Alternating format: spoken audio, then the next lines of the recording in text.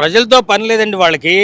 మనం అధికారం వచ్చింది, అధికారం ఎంజాయ్ చేద్దామనే దాంట్లో ఉన్నారు తప్పితే ఎవరినైనా అడుగు.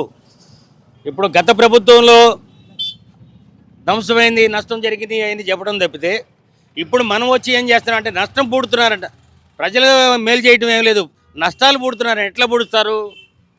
అసెంబ్లీలో 14 లక్షలు అని చెప్పిన అంతకుముందు 14 ఎలక్షన్ ముందు 14 లక్షలు అని చెప్పిన వాళ్ళు అసెంబ్లీలోకి వచ్చేవారికే ఆర్థిక మంత్రి కేశవ్ గారు మంత్రి గారు చెప్పాడు అప్పుడెంత అయింది ఇప్పుడు ఎంత అయింది అని.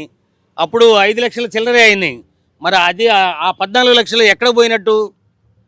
ఎవరు అట్లా ఊరక గుడ్డ గాల్చి మీద పడేయటం తప్పితే వాస్తవాలు మాట్లాడకుండా మీరు గెలవడానికి తప్పులేదు.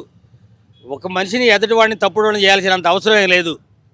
ప్రజల్లో అంత బూచిగా చూపించాల్సిన పని లేదు.